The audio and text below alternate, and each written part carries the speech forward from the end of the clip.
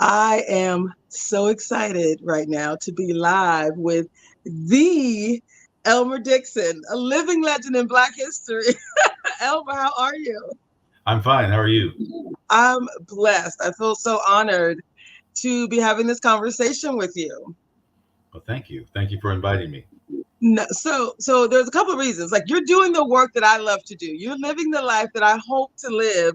So they say in order to be mentored, you have to like find someone who's doing what you desire, and then extract as much information as possible regarding success strategy. So first we're going to start out with, who are you? You have this amazing book out, and what I loved about it is that it is you were a Black Panther. You were the founding member of the Black Panthers here in Seattle, and you do diversity, equity, and inclusion. Tell us more.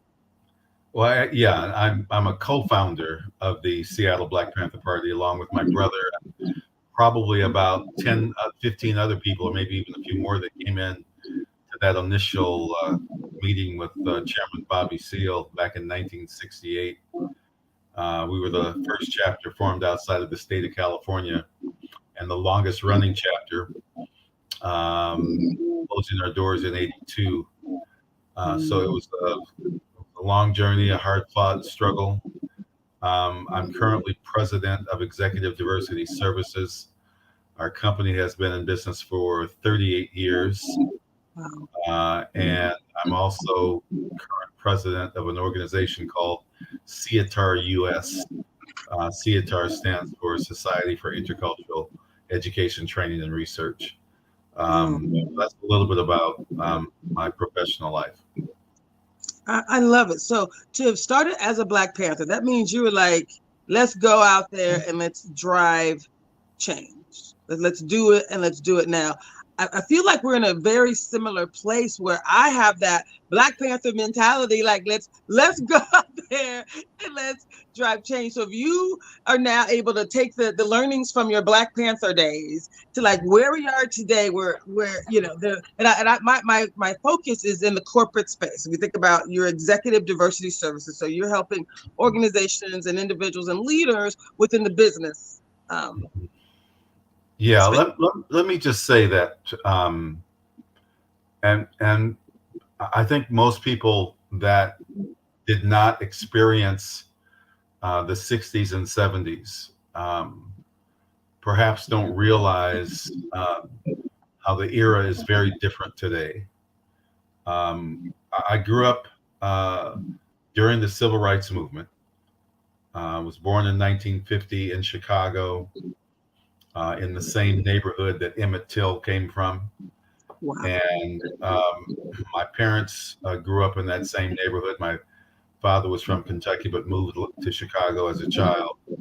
And when Emmett was murdered in '55, I was 5 years old, and we were living outside of Chicago in Champaign, Illinois. And of course, I don't remember that particular day, but my parents were very, of course, upset, as most Black people across the country were. It was really the launching point for the Civil Rights Movement.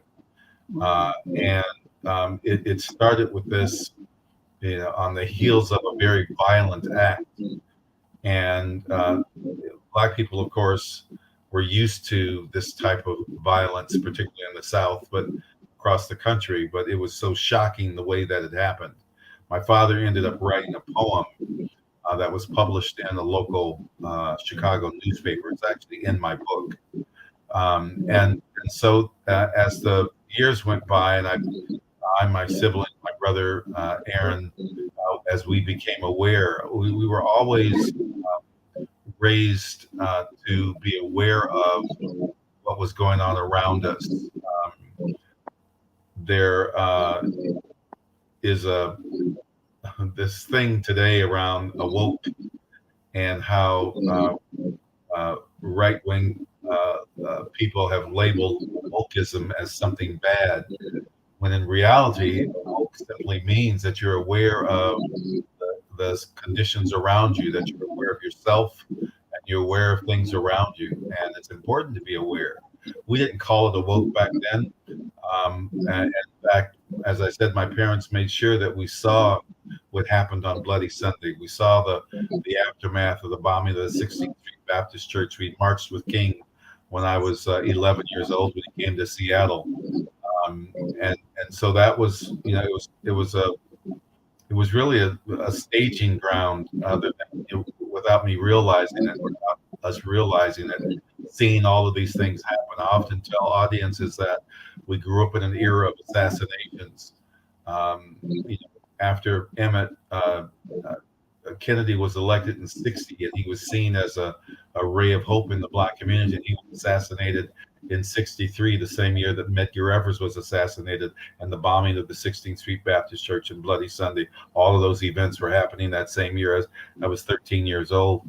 But those things, as they were happening, were really shaping the consciousness of particularly young people. And I the other thing that was a kind of a learning ground was the fact that my parents always made sure that we judged people, as King used to say, by the content of their character, and not by the color of their skin. So we grew up in a melting pot neighborhood. Once we moved to Seattle in '57, we moved to Madrona in 1960. And Madrona, we lived across the street from Madrona Park. And the kids that were in that park were Chinese, Japanese, Filipino, white, black, Latino. And I mean, we had this multicultural upbringing, rich and poor, because we lived on the edge of the red line. We didn't know the red line was there then. We were on the edge of it, as we found out years later. In fact, two of my friends were white and lived on the other side of the red line. My parents also had friends that were very diverse. On some Saturday nights, some of their black friends would come over and they'd listen to Ella Fitzgerald, Duke Ellington, and Count Basie. And they had my dad was a very outgoing. He had these Scandinavian friends. He and my mom that would come by the house, and on after we had polished the floor, the hardwood floors in the living room and dining room, a perfect shine. And while we were polishing those floors, I was and my dad was playing opera. I saw you at the opera last week, so we were entrenched in La Boheme and Madame Butterfly and the Tales of Opera. So we had a very this kind of diverse upbringing. And so these Scandinavian friends would come by and they'd do loud Scandinavian dancing on these hardwood floors. And we're like, they're messing with the floors, but as kids. But on some, in fact, on Passover, we would go over to their Jewish friends' home and celebrate Passover. I had my first matzah ball when I was 12, 13 years old. And so this was kind of this, again, these are things that are preparing me for the future without me knowing it and realizing it. By the time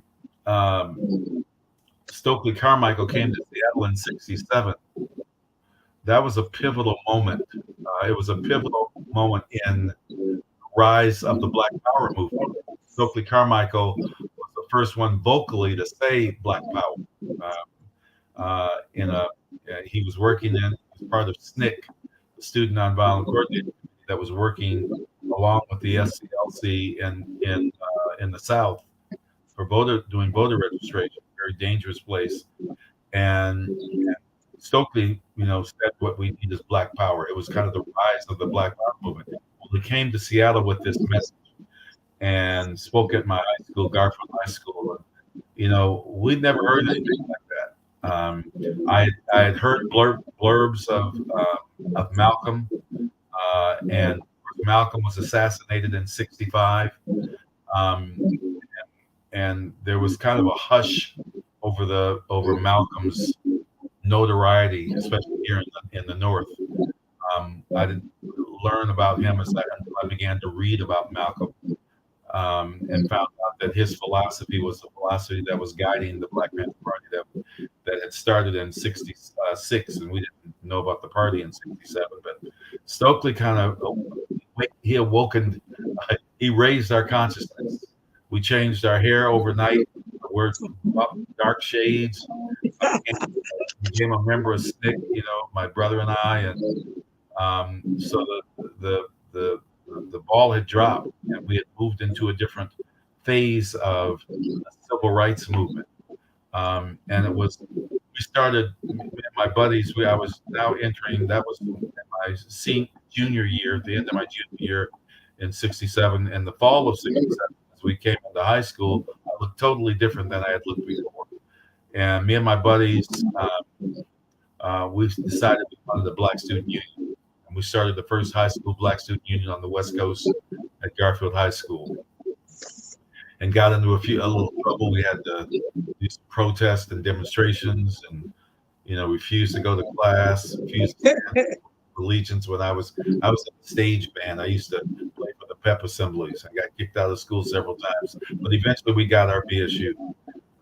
And the thing that really propelled that was the fact that when we called this all school boycott of classes, the administration thought it would just be a few black students that wouldn't go to class, when in fact they'd grown up, the Asian kids and the white kids, the rest of the other black kids, Latino kids, and so nobody went to class that morning. And the halls were filled with all of the students. So that's how we got our BSU. Several months later, we went to Franklin High School to help them organize their BSU, because black kids were getting kicked out of school for fighting with white kids while the white kids went back to class. A young woman was told to go home and come back when she had an afro. She could come back to school when she had an appropriate hairdo. And so Larry Gossett and my brother Aaron, who were at the UW at that time, had formed the BSU at the UW. We and some of us from Garfield went over to Franklin, and we ended up walking into the principal's office and throwing him out, and throwing all of his administration out, and taking over the school. Next day, when he called, he begged us to leave, and that he would give them a Black Studies program and hear their demands and give them a BSU. And so a week later, we're in our geometry class. I'm in my geometry class back at Garfield, and the phone rings. They tell me they want me in the office. When I step out of the classroom, there's two detectives there that arrest me and take me to juvie. Unbeknownst to me at the time, my brother and Larry were being arrested along with Carl Miller out of the UW and taken to jail. And one of my other buddies who had gone to Franklin with me was being arrested on the other side of the school. And when we got to juvie, the TV was on and people were crowded around it. The kids were crowded around it. And we went to see what the commotion was about. And King had already been assassinated, and the streets were burning around the country. And oh my goodness. The irony, of course, is that they pulled us off the street before we could see what had happened. And so it was definitely a planned op to pull leaders of this new rising Black Power movement off the streets the day that King was assassinated. So a week later, we traveled in carloads, car caravans, down to San Francisco State University to attend the West Coast Conference of Black Student Unions.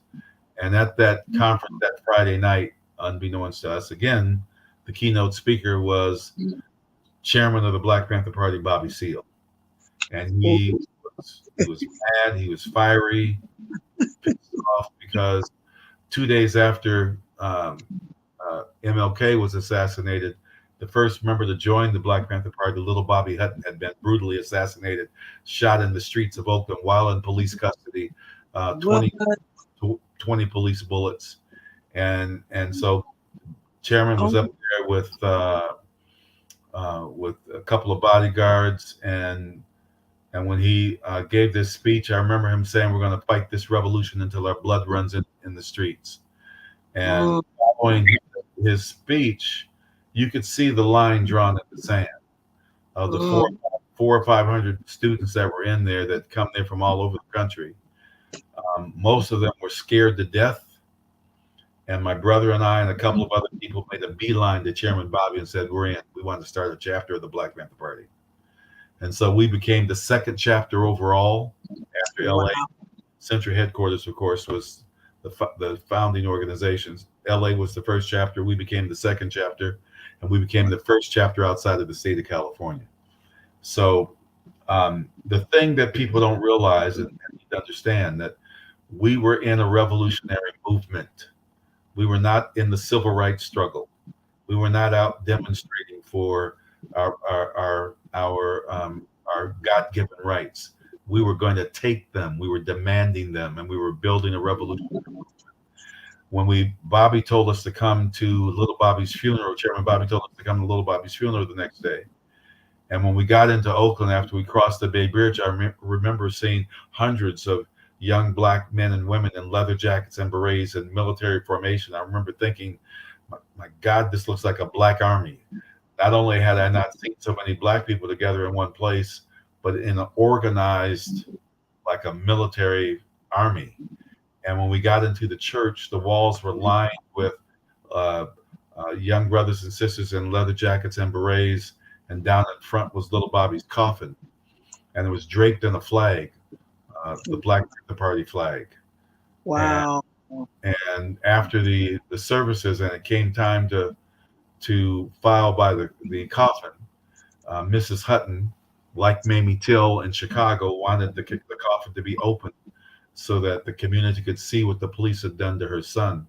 And I remember walking by Little Bobby's coffin and looking in and seeing him laying there in his leather jacket, his beret, his free Huey button, his powder blue shirt, the uniform of the Black Panther Party, and looking at him and realizing that he was 17 and I was 17, same age. And I thought that could be me lying in that coffin. And it was at that point, there was no turning back. I was ready to die for the people. Wow.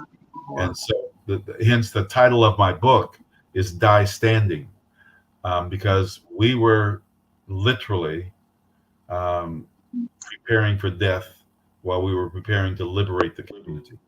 So people don't understand the depth of our commitment. This was not you don't see that today. This is not it's not the same atmosphere. It's not the same environment. It's not the same. While the conditions have multiplied in terms of poverty and the institutional racism have continued to multiply and affect Black people, but all oppressed people, in fact.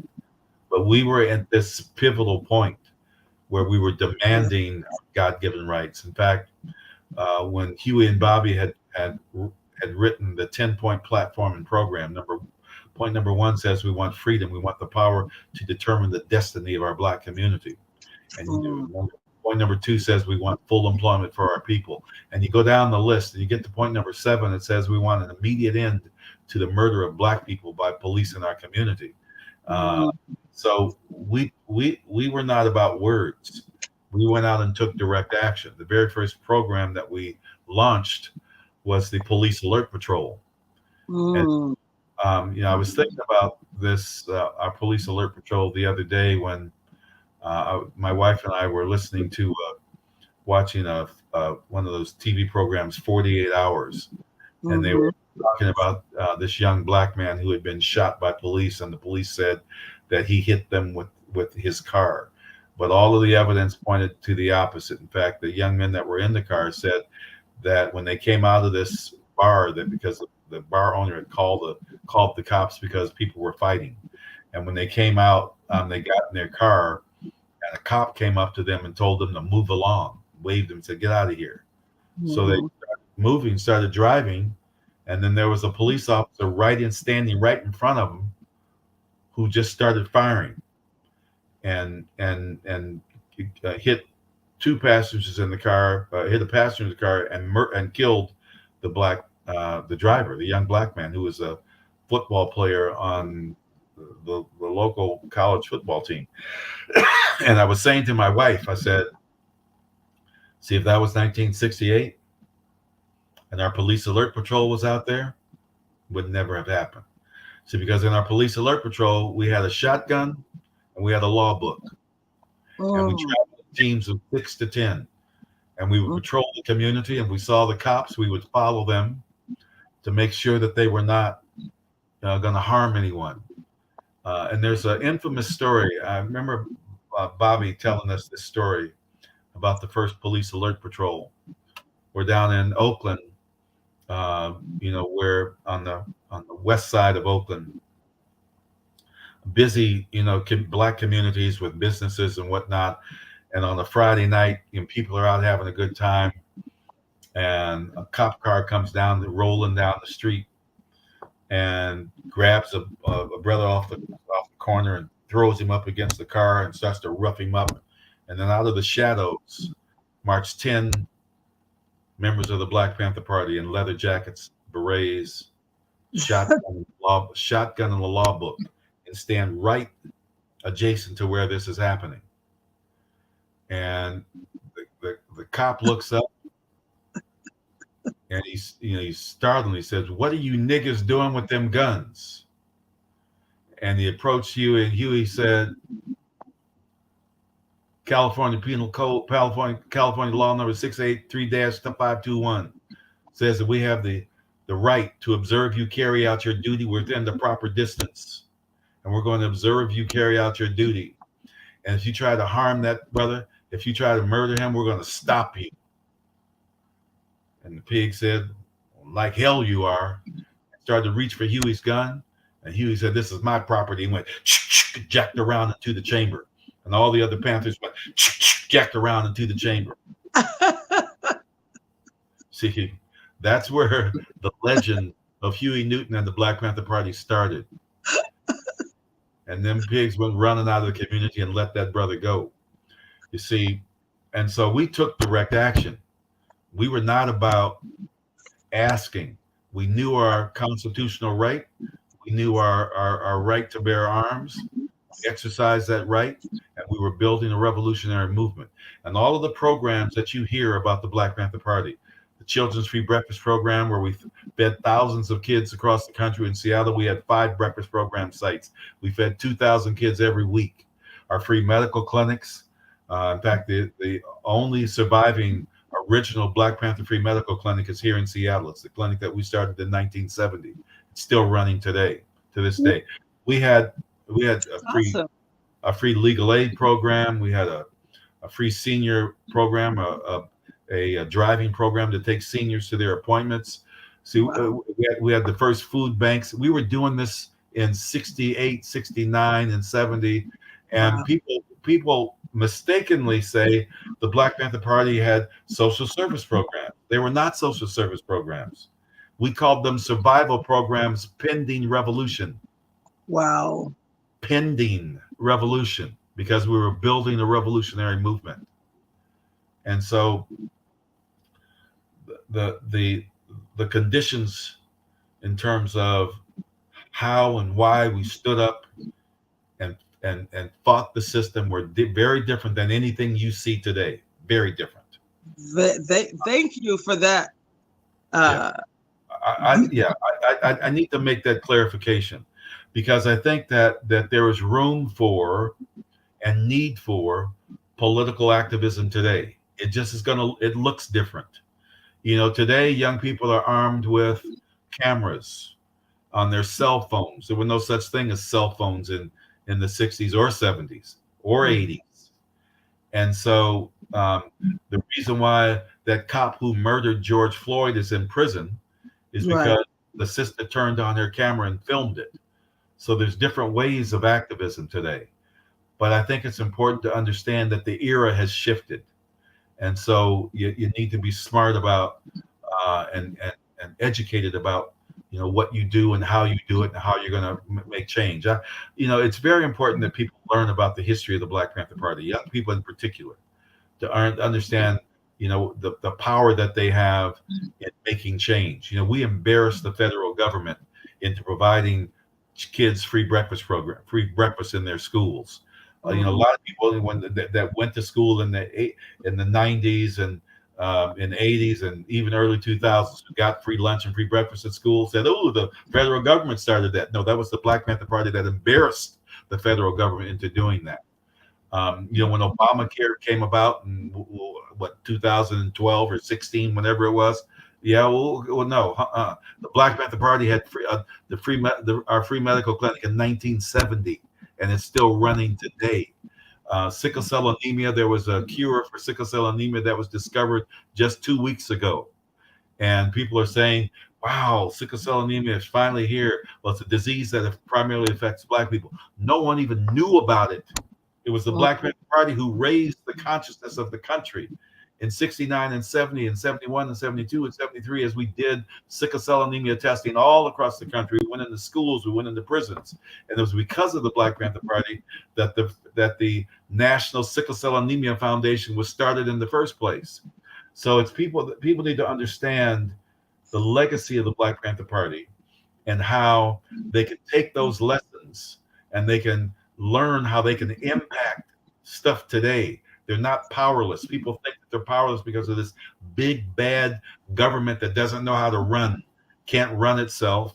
The State of Babylon address last night. I didn't watch the State of Babylon address because I know what Babylon is about.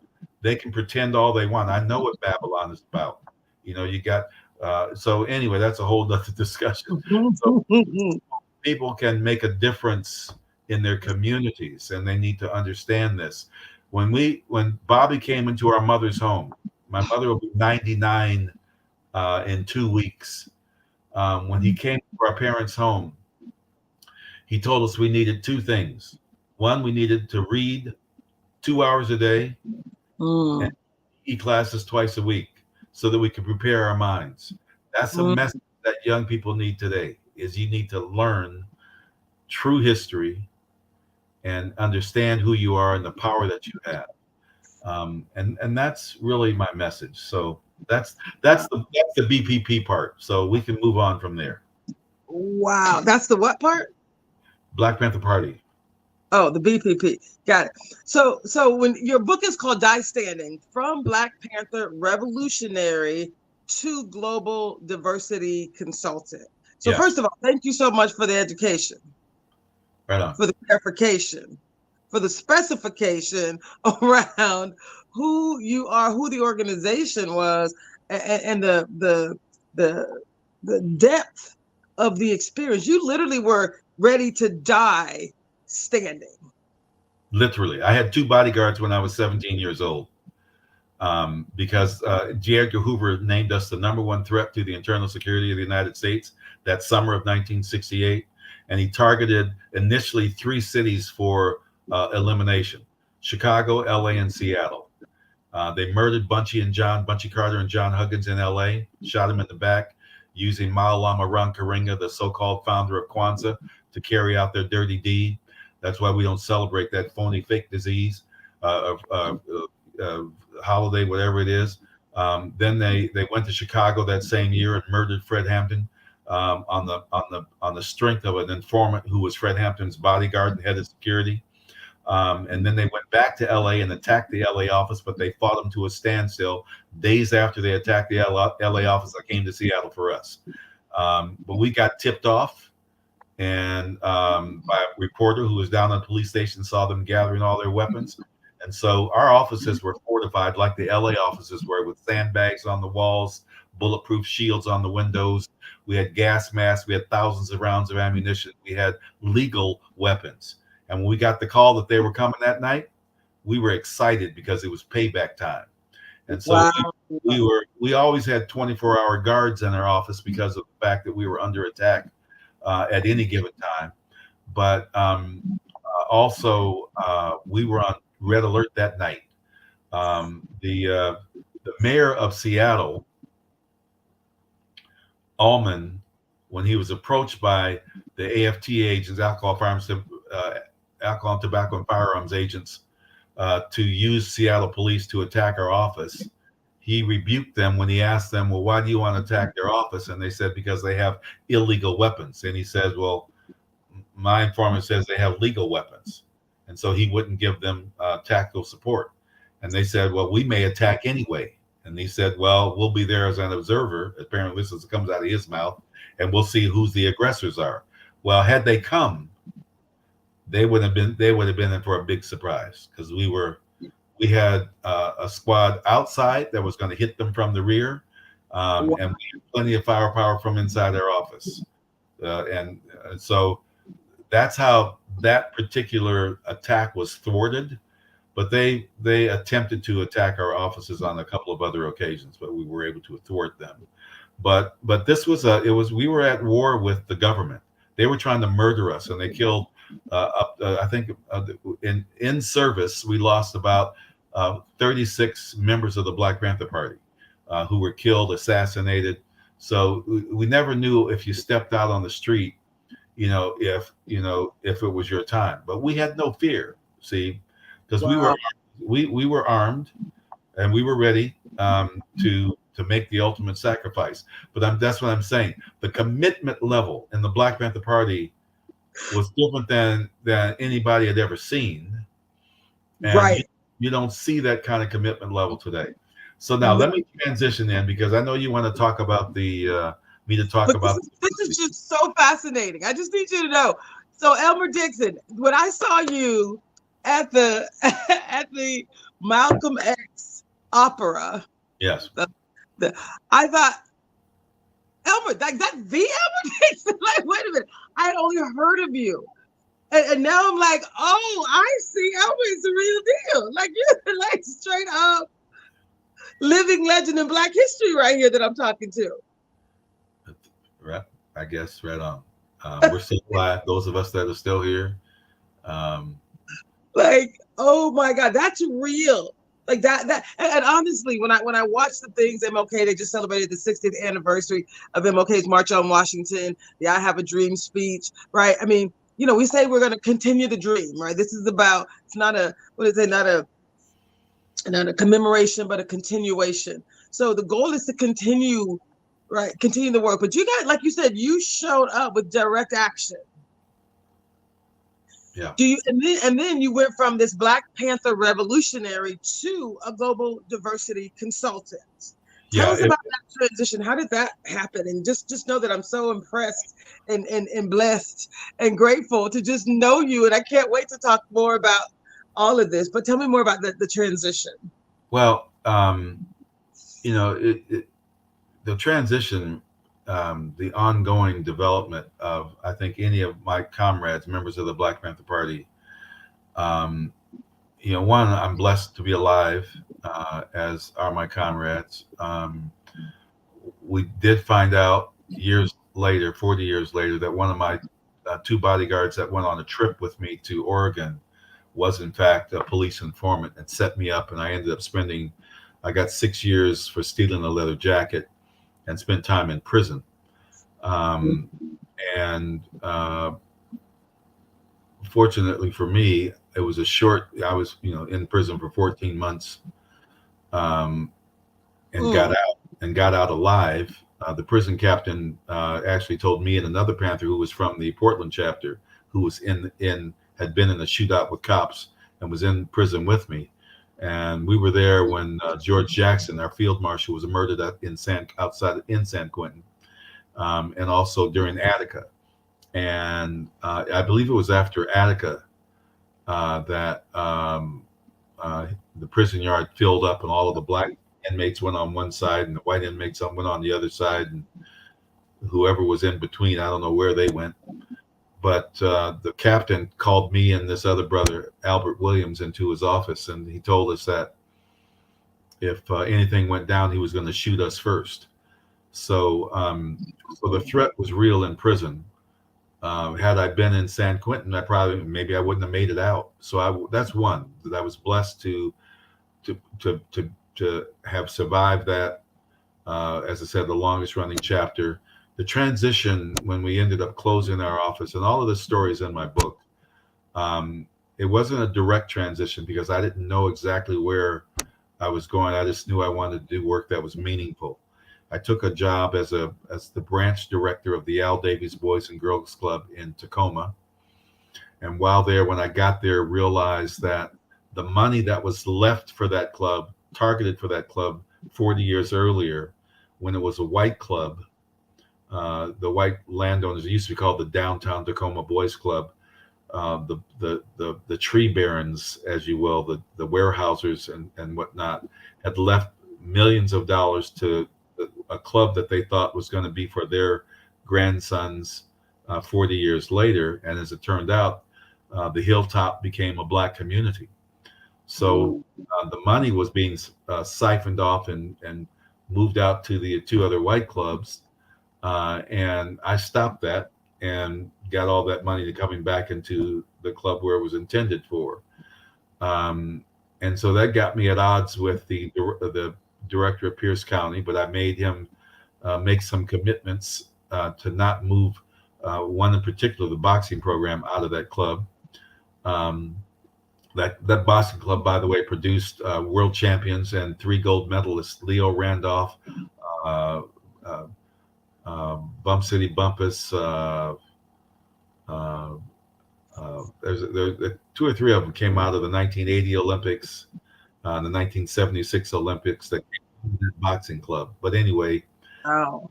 so as I transitioned out of there, I left and I didn't have a job. I got 4 kids I'm raising with my wife, and um, my dad told me to go see this guy by the name of Walt Hundley, who was the superintendent of the Seattle Park Department. So when I went into Walt's office, Walt promptly reminded me that the last time he saw me was when my brother and I, Aaron, had walked in his office with shotguns, telling him how to run model cities. And I said, "Oh shit, I forgot about that, Walt." But he made me so they created a position as training manager, which I was developing, but which I had to develop, and he also made me the EEO officer. I knew nothing about EEOC, so I had to educate myself, and I reported while I was in HR. I had a reporting relationship directly to the superintendent because he wanted me to, one, recruit women into non-traditional trades. I had to revamp the sexual harassment program and design sexual harassment training. And once the women got there, I had to protect them against harassment because sexual harassment was rampant back then. And so I ended up recommending the firing of a high-level, secure senior manager, and the fire because I'd warned him 2 other times. He was a really nice guy, but he just didn't get it that he couldn't put his hands on women. And ironically, I played that same role when I was the head of the goon squad and security in the Black Panther Party, taking care of brothers that were misusing and abusing women. It's ironic that I had saying one of the roles I had in the Black Panther Party. But anyway, so the firing was upheld, and the 2 women that had started Executive Diversity Services got wind of that and invited me to join the company. So they really they educated me in the whole field of D&I. One of them, our president at the time, Donna Stringer, she had a PhD in cross-cultural psychology, and the other had a master's degree in cross-cultural communication. And they built the foundation and the curricula of our company, which has been recognized and awarded for the work that we've done over the years. But that's how I transitioned into becoming part of the team at Executive Diversity Services. The company was launched in '87. They asked me around '88, and I've been with them ever since. I eventually became their top trainer, became vice president. And when Donna retired, I became president in 2010. That was 14 years ago. So so we've been in business 38 years. So it was not something that I had planned, but it was something that I believed that I was destined for. Right. There's another irony in this story, because coming out of the Black Panther Party, we were totally selfless. People don't really realize and understand the life of a revolutionary is that Mm, we took no payment. We couldn't be bought off. One of the rules of the Black Panther Party was you couldn't accept government funds. That, of course, mm, shifted years later when we started when I reopened the clinic and we took money to so that we could have a stable operation. But that mhm, was years later. But we were totally selfless. Members of the Black Panther Party gave not only put their lives on the line, but they gave everything in the community. We didn't take anything for ourselves. It's a wonder the party members that are still alive and functioning and living around the country have lives because the adjustment, the transition was that it's okay to as they used to say in the Nation of Islam, do for self. You have to be able to raise your family and live a life while you're serving the community. And so that was the biggest transition was to earn a salary, pay bills. Because when we were in the party, it was like it was a big family. No, we didn't have to pay bills because there were people in the party that did that, like paid for the whatever the rent was when in the cadre houses that we lived in, and our food needs were taken care of because we were comrades. It was an army. And so that was the biggest transition. So now moving into the corporate world, um, people didn't realize and know who I was at the time. The irony, and I was going to tell you the irony in how this transition occurred. The former members of the party, as after we had while we were in the process of closing the doors, had introduced me to her brother. mm. Her brother was a part of this organization called Amway. I don't know if you've ever heard of Amway. I do remember Amway, yes. And so the whole idea was that you build this multi-level marketing company so that you could get rich and Yes. have a financial independence. Well, that Mm-hmm. was juxtaposed to what we were about in the Black Panther Party because we were building a movement where all oppressed people could be free of oppression and live a life. So even when I first started off, the little thing that I put on my business card was helping people help themselves. I couldn't get beyond the fact that I needed to continue even as I built this business was to help people. But the thing that made the shift, because I was trying to make this transition from a Black Panther Black Panther member, revolutionary, die for the people, and that still will always be a part of who I am. The revolution, you don't kill the revolutionary spirit. It never goes away. And my Mm. brother says the difference between a revolutionary and other freedom fighters or other leaders is that revolutionaries hate oppression, Mm. not only oppression of Black people, but anybody that's oppressed. Yes. And that never goes away. And so making this transition and trying to, be about how do I do stuff for me and my family, it was a very difficult place to move. And so one of the things that I learned and heard when I was in this Amway movement was that they talked about getting away from the 40-40 plan. I don't know if Mm. you've ever heard of the 40-40 plan. 40 hours and 40 years. 40, you work 40 hours a week for 40 years, you retire and you die. Right. And I Exactly. literally saw my father do that. Mm. He died when he was 60. Mm. He never got the opportunity to enjoy life beyond, the his all the years that he put into Boeing. And so I Mm. said, that ain't gonna be me. And Right. I was looking for something that would materialize, that would allow me to pursue and follow that goal, that dream, to be financially independent, but to free myself from the 40-40 plan. And boom, here comes Executive Diversity Services. These women asked me to come in, and that launched the journey. So that's how that transition occurred. Now I was going to say that going into corporate America, they had no idea who I was. None. Right. Right. You know, the They didn't know they were getting a revolutionary. well, you have to remember. See, when we started in '87, there wasn't even an internet. There was Right. no internet. And when we got our first major client, United Airlines in '95, where I became the company's top trainer. I opened all of the international locations in Hong Kong and London. You know, we went to India. I opened the international locations. I opened Hawaii, um, and they had no idea who I was. Um, Right. and and there was, I don't think there was, if in '95 the internet might have just been being born. And so the fervor with which I went about my work,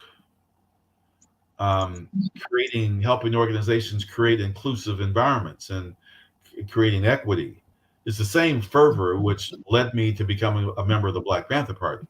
So Mm. I'm moving in that arena, you know, with that same fervor, with that same determination to make sure that people are treated fairly and equitably and included. That's the passion that I have brought uh, to EDS. That's the passion that allows me to do my work. So the spirit of the revolutionary never goes away. Uh, I love that. I was fortunate enough to find a path where I could continue on really the efforts of the Black Panther Party and trying to achieve a freedom and Mm. equity and fairness and inclusion through our work. But people never knew it in those early days. People know it now because you can't go on the internet without finding it out. We've been embraced more in the last 6 years than the previous 40 years because we had our 50th anniversary in Oakland in 2016. And then we had our 50th anniversary here in Seattle in 2018 as the first chapter outside of the state of California. So we've been embraced now more so than before, but we've always been embraced internationally, which is how I became how this opportunity to speak internationally kind of developed because that I was invited to a SIETAR conference. I'd mentioned this before, but we had to restart. SIETAR is an organization that's about 40 plus years old. The acronym SIETAR stands for Society for Intercultural Education, Training, and Research. And there's the granddaddy of all of the SIETARs is SIETAR Europa, which is held every 2 years in a different European location. We were in Malta 2 years ago. We're back in Lille this spring. I love SIETAR, that. SIETAR US, which I'm president of. We just had uh, our conference here, virtual conference. We which I was a keynote speaker of, and we'll go back into the our in-person conference next year. But this journey, because I had trained internationally with United Airlines, we with PepsiCo and PepsiCo International, we trained on 10 country continents. We had a broad reach in our work. Exxon Mobil was a client. We trained in South Korea um, and in the Middle East. So we had a very broad bank of clients in our really strong years. But in 2010, I was invited to speak at a conference in uh, SIETAR, France, in northern France, in Lille. And so at the keynote, I was on a panel of three keynote speakers. I gave this rousing speech about the Black Panther Party. And, there were people in the audience who didn't speak English. They had headphones on up in the booth. They had three translators that were translating. And I had these guys erupted and standing.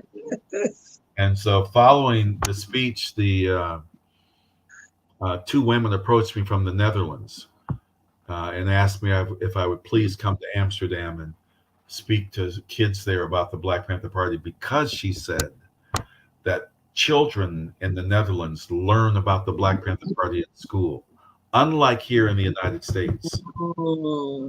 And so that launched a tour there. But I also was introduced to a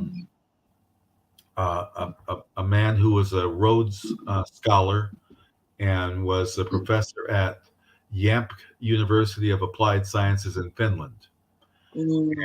So the guy that introduced him to me to him, we ended up starting that year doing guest lecturing at Jamk University of Applied Sciences in Finland. Every year for the last now 13, 14 years. I go there every year. I stop in Paris every year because I got a community of friends there. But when I go to this university in Finland, and we're usually there about 10 days. And when I go into different classes that are around, that are classes featuring talks on cross-cultural communication, intercultural conflict, intercultural work, diversity, inclusion. The students, before I say a word about any of that stuff, they want to know about the Black Panther Party first. Right. Because we've always been acknowledged more so internationally than here in the United States, and embraced. In fact, the head of the department started sending me into high schools in Finland. I have kids in Finland coming up to me asking, how do I start a Black Panther Party in Finland? This is over the last few years. That's the impact of the outreach. See, we were an international organization. People don't realize while we had 60 chapters here in the United States, we had a chapter in London. We had one in New Zealand, the Polynesian Panthers. We had one in Sydney, Australia. We had support groups in Africa and in Vietnam and Japan, China. We had an international. It still seems relevant today. So when they ask you about starting a party, what do you say? And what I say the same thing to them as I tell students here in the U.S. that ask me that same question, is that the era has shifted. And the organization that you start will look different, and it'll have it'll have some of the lessons from the Black Panther Party. You need to create something on your own that's unique to who you are in your movement. There's organizations that pop up here and there that call themselves Black Panther Party. There's one in Tacoma today. There's one in somewhere in Eastern Washington. They're not the Black Panther Party. And I try to encourage these young people, to make sure that they find their own path, learn the lessons from the Black Panther Party. And so that's what I tell these kids in Finland.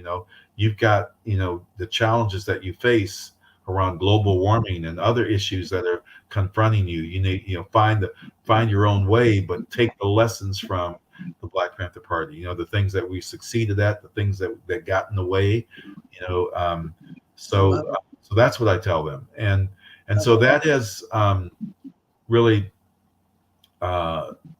now I'm called every year to speak somewhere internationally. I spoke in Ireland at 6 universities last fall. I spoke in the UK. I'm going back there again next fall. Of course, I'll be in Finland again next fall. And that largely is around my book being released. But I was in Ireland the year before doing another keynote speech on the Black Panther Party. So I love that. So it's, it's just, it's, you got to find your niche, find your groove, and get into it. Get into your groove. So there's two. So we're going to have to do another conversation. Clearly, clearly.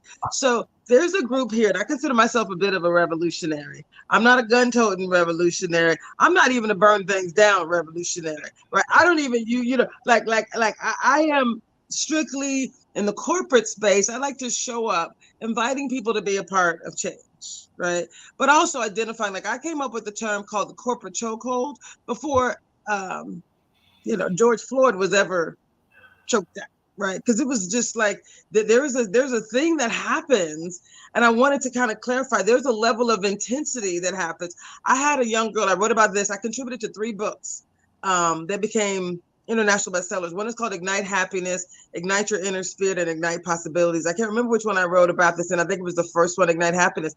But a young girl at Microsoft actually came into my office and said she was wanting to commit suicide because of her experience. Not that Microsoft is any worse than any other company, because I think Microsoft is a great company, right? There's so many things, but they're all kind of in a space where you do have people saying one thing and the lived experience of people in the company don't necessarily align. And so a corporate chokehold kind of represents those unconscious biases, those active engagements, those things that actually really choke you out, like, to want to make you want to take yourself out, right? It's like real. And I remember talking to this young girl's mother, and I was like, hey, she was a marketing person who they put in a sales role, so she had quotas. And she was like, this isn't what I do. And, she was confused. And I was like, look, clearly you did not fail here. She was just like me, the first one in her family to go to college. I was like, we failed you, and the system is failing us all. So we were able to laugh it out and work it out. I was like, let me call your mama. Like, let's make sure we're clear, like what's happening. And by that time, she was literally on a, plane home. But so there was really nothing I could do to change the situation. But I wanted her to not be permanently scarred, traumatized by this experience. And I was like, you do have people that are around you, right? That it's important to like not let these dirty deeds happen in the dark, right? Like the more visible and public, I think sometimes you just got to have a conversation that says, hey, hello. I like to say it's bigger than me. My company's called It's All Bigger Than Me Consulting, right? I also started a ministry. It's All Bigger Than Me Ministry. So when things happen, it's like, it's better when we do the work together. So what advice would you share with someone? 2 things: who is being a bit of a revolutionary within their organization, right? Within their space, and they want to help drive change. What advice would you share? And or a person who's having challenges, right? And don't know what to do to drive change. Well, what advice would you share? Okay, well, those are 2 very different questions. I'll start with the first one. The person I, who's trying I to drive think in change. terms of someone that wants to drive change in an organization, Yes. It really, there's several consistent things. One is you got to have a goal. You have to have a vision. What is it that you want, to achieve? What are you pushing them towards? What's the change? How does the change manifest itself? What does it look like? What does it feel like? And you need to have content, if you're a trainer, a consultant, that addresses that. Our content addresses the root cause of why people are challenged by people who are different than themselves. A lot of companies started investing in unconscious bias training, for example. But unconscious bias training only deals with the surface. You have to dig deeper. Yes. What are the impacts of, and how does that manifest itself?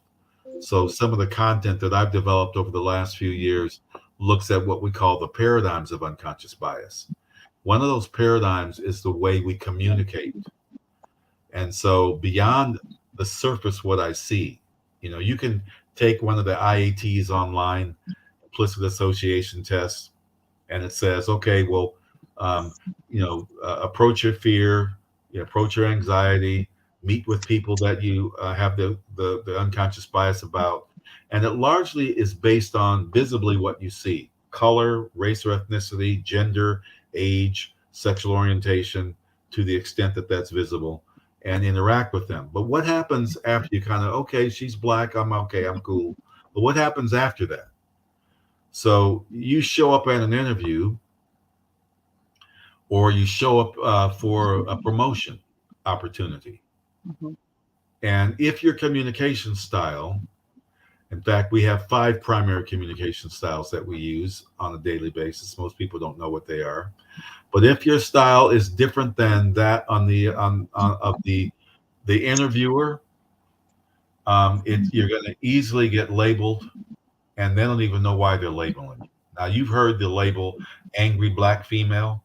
It comes directly from communication style, directly. And so you have to know what to look for, and you have to, if you're the consultant, you have to know what to show them so that they know what to look for, where they're going to make changes and adaptations. I prefer to call them adaptations rather than changes. Is how do I adapt? How do I begin to challenge those deeper level of biases? Those are the things that can begin to affect change, and that's just one example, because there's 3 paradigms that we use in our training. But you have to have a clear vision of what it is you want to address, and you have to make it so that people feel like they have the opportunity to adapt. If you make them feel bad in the process, you're probably going to lose them. Uh, Right. we don't do anti-racism training, but I know some anti-racism trainers that are very good at what they do. One of them is Dr. Caprice Hollins. Uh, Oh, I have her book right here. I love her. Her book, yes. Caprice is Inside she's a very good friend of mine, but I remember when Caprice was coming out of working for the school district some 10, 12, 15 years ago, however long it was ago. And she said to me, she said, I want to be like you. And I said, you're gonna be your own thing. And now she's a leader in the field. And because she has a good foundation, and even when her challenging racism work, she doesn't push people up against the wall. She allows them the opportunity to grow and learn. So you Mhm. need content that's going to allow people to grow and learn. It's not about isolating people. It's not about blaming people. It's allowing Right. people to come in and learn and grow. So that's the first thing. That's if someone's going to do this work, you need to be intentional about what it is you do. That's your revolutionary spirit that you talk about, is being intentional. You need intentionality. You need to have a plan and a vision, and you need to execute it. Those are the foundations of business. You know this as a businesswoman. You have to have a plan and you have to execute it. Well, it's the same thing in this field. You have to know what it is the change that you want to bring about, and how you're going to bring people along so that they can be a part of the change process. You can't isolate them. They need to be a part of that change process. So that's the advice I have for those that are trying to get into this arena. You have to, and I want to go back to one other thing I said when we were in the Black Panther Party. You have to educate yourself. You have Yes. to learn. You can't just walk in and say, "Oh, I can do this," because a lot of what I call fly-by-nights jumped on the George Floyd, Breonna Taylor, Arbery bandwagon and said, "I can do this work," and they can't. They And in can. fact, many of them have given the field a bad name. They've Right. let Made it worse. Yeah, Hmm. made it worse. Yeah. We faced this dilemma before. This is not the first time that this has happened, but this is the latest version of it. And Mhm. so those that are doing the real work, the deep work, you have to one, you know, and I used Caprice as an example because she's educated. She also has a PhD in cross-cultural psychology. She knows her stuff. And so you have to know the content, know your work, develop the plan, and execute it. Be intentional. So that's that. Someone that is experiencing racism or oppression, um, uh, negativity in their work life, you need to find an ally. You need to find someone um, that understands what you're going through, and you need to get that mentorship in order to survive. And maybe you become the person that's pushing for the change. But that requires that you connect to other people who have had life like similar experiences, who have gone the road. You being a black woman who has taken the journey. Someone like you who could mentor a black woman. I have a number of people that I mentor. In fact, it seems I can't get away from that. I don't advertise it, it just kind of comes. In fact, there's a young woman that I met when I spoke in Portland a couple of weeks ago. She's emailed me twice and said she needs a mentor. She wants to work with our programs, the PPP. We have a legacy committee. We're building a museum, by the way, Oh, wow. interpretive museum and research center. And so she wants to work on that project. I have 6 interns right now from the University of Washington, and trying to corral all of those 6 interns and keep them, working on different projects. It's a lot, and so I don't. The interns I look for, but the mentorships. There's a young woman that I met in Ireland. I want to say 3 years ago, and she's a white Finnish young woman,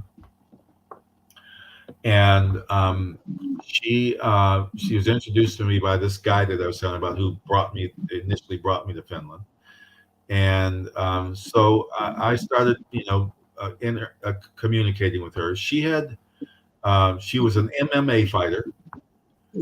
She fought in MMA. She's a small woman. She's probably about 5'4", maybe the same height as my wife. But she was an MMA fighter, tough woman. But she told me that she experienced trying to commit suicide, and the firefighters got there in time to save her life. Wow. So I started mentoring her, and there's a book that I give to young people at the start. I give them a series of books, but I give them the first book. If they can read that first book, that will at least propel them to get out of that zone. And ironically, it's a book that I read when I was in Amway. It's called The Magic of Believing, and it's about, you can't. We know this. You can't love anybody if you don't love yourself. Yes. And if you don't believe in yourself, nothing's going to happen. So how you believe in yourself is you start loving yourself. And so she read that book, and she read it in kind of pieces. She didn't read the whole thing. She read it in bits and pieces. And so she said, I think I want to be a police officer. I said, okay. She said, but I've heard that the exams are real hard, and that it's, the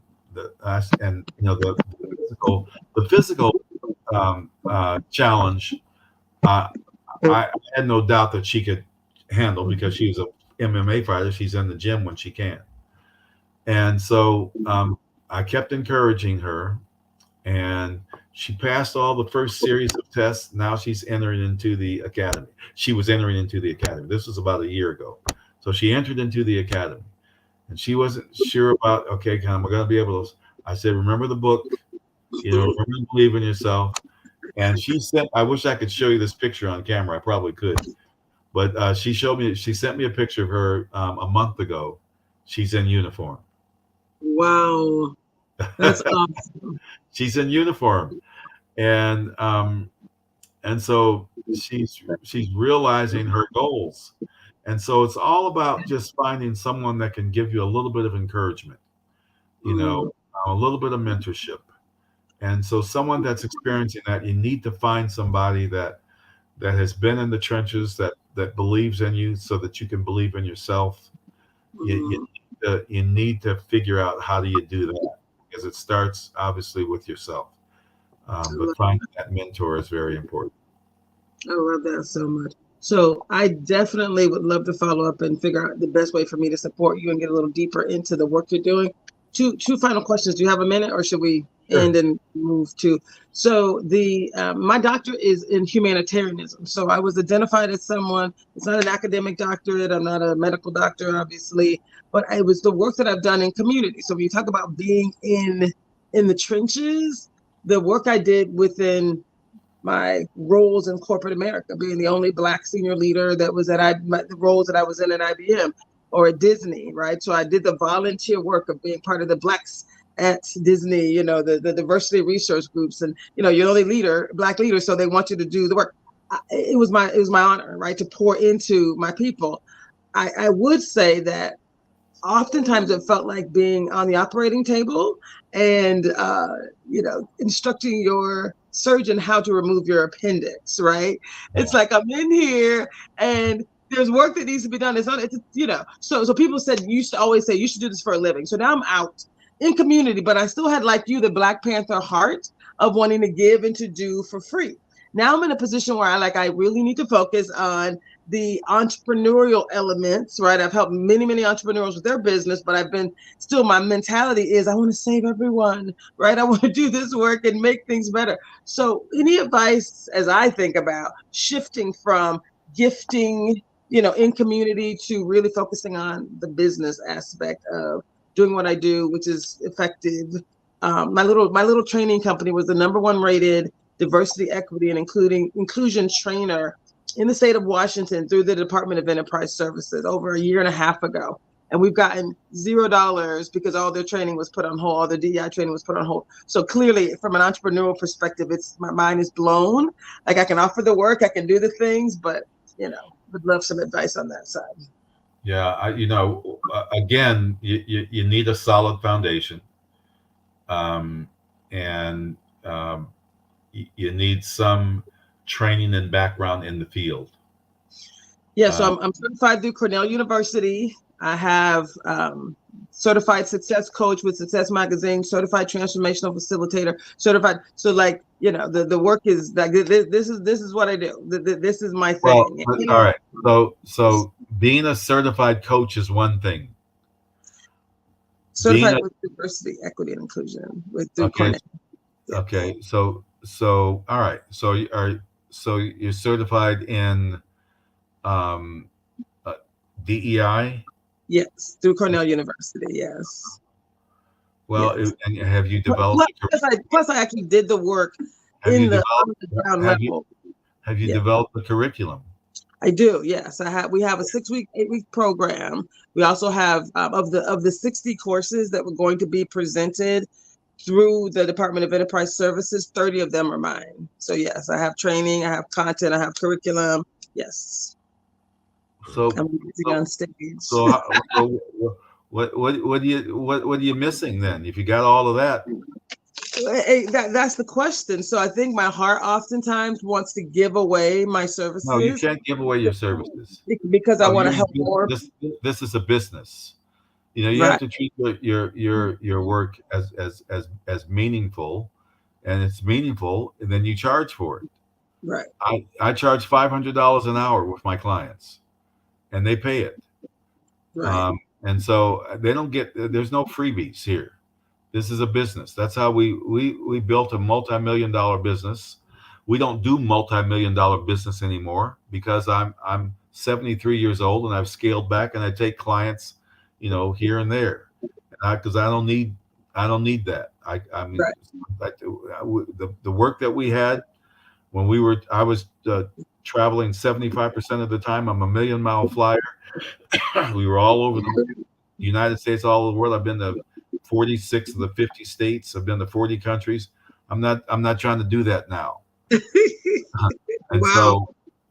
So I'm building my book.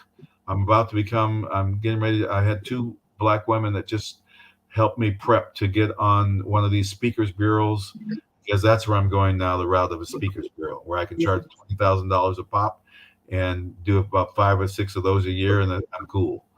Yes. So I'm moving beyond where the business aspect of it, although I still run my business. I have probably 10 consultants that are part of my team that I call in when I need them. They've been with us an average of 25 years. So wow. I still have my team, and I take on clients, upon request. But I don't give. I'm sorry, I don't give anything away. See, we have. Would Microsoft give you a free computer? No, they would not. No. With the department, what did you say? Department of Services, whatever they do, would they give you something for free? No. Why are you giving stuff for free? So in community, it felt like in order to support my people, one of the things we do, I know you've heard of IQ and EQ, we do something called PQ. There's no reason to do anything for free. You're right. There's an exchange. Let me be clear. there is work that I do for free. I have a nonprofit organization. One of my clients right now, in fact, two of my clients are nonprofits. They don't get anything free. But if a nonprofit approaches me and says we need reduced costs, then I can talk. Let's figure out how to do this. If a community-based organization needs something and they can't pay for it, I'm going to work with them. But that's not my forte. That's not the bulk of, that's not even that's a fraction of what I do. Now when I go speak in schools, I tell the schools, you pay me what you can afford. You pay me $50, I'm happy with that. You pay me nothing, I'm happy with that. Because I'm going to talk to babies. There's where my heart is. I spoke at 2 elementary schools last week. When I finished and the way I talk to elementary school kids when I'm talking about the Black Panther Party is not like I'm talking to the adults or even high schoolers.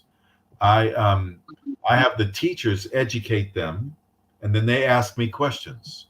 In front of like 300-400 students, kindergartners, first grade, second grade, whatever, and they're asking me questions, and I'm interacting with them that way. And after I finished, the kindergartners ran up and started hugging me, and the first graders. And at the other school, I probably signed 200 autographs. I was signing arms and backpacks and shoes but I tell the schools, I said, whatever, the first school, they went to their PTA and PTA gave me $1,000 stipend. That just goes in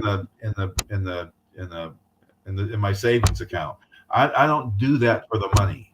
Right. There's a part of me that I'm going to always give back. Right. When it comes to my business, when people call me about work and they call me about a problem that they're having, they call me about something they need to fix, I'm going to say, all right, here's the approach. I'm going to give them a cost quote, and they're going to pay my fee or not. And so I can take it or leave it. Not that I'm wealthy. I'm not. Am I comfortable? I've got a nice home. I can see Seattle, downtown Seattle. But that's because I invested in my previous home in Seward Park, and I'm not a financial genius, far from it. But God willing, God has blessed me with a few things, and I don't need a lot. Right. We've got a nice home, and we've raised 5 kids. One of them adopted. We've got 9 grandkids. I've got 8 great grandkids. So God is good. So when it comes to my business now, I have a few select clients, and they pay my fee. If they don't want to pay my fee, I can recommend them to somebody. Hell, I'll send them to you, because if you want to give them something for free. Okay, I'm shifting from free. Like you said, I'm still continuing. I mean, I'm still a leader in the National Black MBA Association. So National Black MBA was founded 52 years ago based on economic and intellectual empowerment. That was like their way, right? Black MBAs going into the corporate space. So I don't know what your thoughts are. So there's organizations that are here, individuals and leaders that made declarations during the George Floyd experience. And we're working with WEIR, Washington Employers for Racial Equity is the name of the group. And my question to you is like, what is there any advice that you share with organizations who say that they want to create an inclusive culture, to invite them to do work differently? What have you found to be most successful? Well, we've always approached each client as if they were unique, which they are. And so we don't just pull a program off the shelf and say, here, go do this. We begin every process with an assessment, and the assessment can be large scale, or it can be small scale, depending on what's going on in the organization. But it's got to have some sort of assessment so that we can understand where the pressure points are, where the challenges are, so that in a training program, because it's not only about training, it's about developing a more comprehensive strategy, an overall strategy. So that's why we're a consulting firm. We're not a training firm. We're a training and consulting firm. And so our work involves different aspects. So if whoever these organizations are that you just mentioned, my advice to them is that if they're going to have a consultant that's going to work with them, or a number of consultants, the the consultant, they need to pay attention to what the consultant is saying. Is the consultant asking the right questions? Right. Are they wanting to assess what's going on and where they are, where they are in the process? Because sometimes when my clients ask me, they just want the assessment. They want to know where we are in our diversity, equity, and inclusion journey. And then you can make recommendations. So we do the assessment and make recommendations. I had a client last year, their DEI committee asked us to do that exact same thing. And when we got into the assessment, all the crap bubbled up. Mm. And then when we delivered it to the leadership team said, "Okay, fine, thank you," and that was it, because they weren't going to do doodly squat about it. And I don't know, those people on the diversity committee, they really were wanting some help, but the leadership looked at it and said, "Okay, fine, we're moving on now." And so Right. sometimes it happen, but we did the assessment. They may not like the results. Other companies, other clients, and one who's a current client now, I did the assessment for them, and they had a whole lot of issues. And so we've been working them through it piece by piece, piece by piece. I'm working with their DEI council. I'm working with their ERGs. I'm working with their intact teams. I'll do some work around building behavior norms. We're taking them piece by piece. I did the same thing with the city of Berkeley. City of Berkeley was a client for about 6 years. Mm. Got a current client right now in Bellevue, Terra Power. They've been a client for at least 7-8 years. And we do different levels of work with their leadership team, different levels of work with their employees. And so I keep those kind of clients because they want to move, they want the change process, but they understand that change is a process. It is not a waving the magic wand. You can't. Right. You ask the question. So what do they want? What can I tell them to do to be more inclusive? Well, first thing you got to do is find out what the freak is going on first. Right. Where are Right. the issues? And then I can develop a program that'll help you address those. Because someone asks me that, what can I do to be more inclusive? I said, hell, I don't know. I don't know what's going on with your company yet. Right. Let me see what's going on, and then I'll tell you. And you got to pull the rug back. You got to start pulling the rug back. People start seeing what's really going on. Sometimes they're ready, sometimes they ain't. Right. And the ones that aren't ready are not actually for you. My time. Right. Like I said, it's about intentionality. If I'm going to spend my time, time is precious. Right. I'm 73 years old. I'm looking to move to Portugal and live in the sun. I would have been gone by now, but my wife is terminally ill and she can't travel. And she told me that when I this is personal information. I don't know if the people, they can hear if they want to. She told me that when she dies, she wants me to get remarried. I told her one wife after 50 years is enough, maybe a couple of girlfriends. But see, I'm looking to move to. I told you already. I'm looking to move to a different place, with the speaking girls. But I will always maintain connection to my community here in the Seattle Puget Sound area, and speak to these kids when I'm asked. I just got a request just yesterday to go over to this week to go over to Bailey Gatzert, which is the black school right in the CD. I'll be there. I got another request a couple of days ago to go up to speak to juniors. Where's that school at? Somewhere in Seattle. And I said, of course. In 2 weeks, I'm going out to PLU.